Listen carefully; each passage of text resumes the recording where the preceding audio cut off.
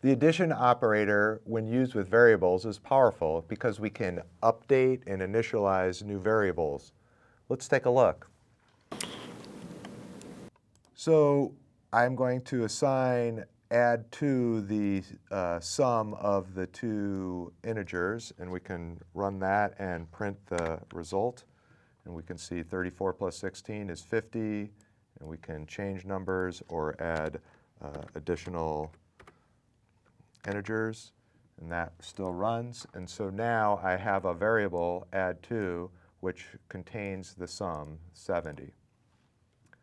I can also use the string concatenation, and I can have a first name in a variable is Alton, and then I could have a new variable, greeting, which uses this variable, Alton, and with a literal string, happy birthday.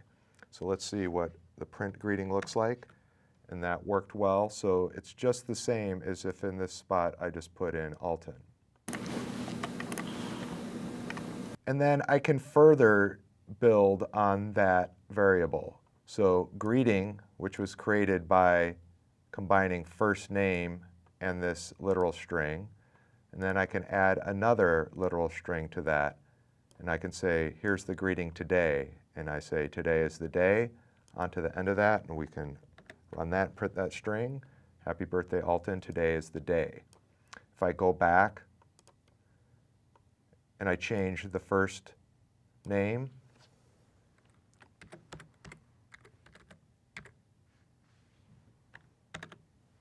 now it's happy birthday Colette,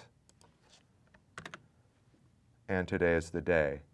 So variables help us reuse the code, and we can use the string concatenation to build sentences that will be used in our programs and inject the different variables in there. So we had all these different opportunities to update the variables. Here's another example going back to the first where we had add2, and we saw 34 and 16 was 50. And then I'm going to reuse the add2 and combine it to itself and assign that to add4. So let's look at that as well. So again, this is example, same as the above with the strings, but now with integers.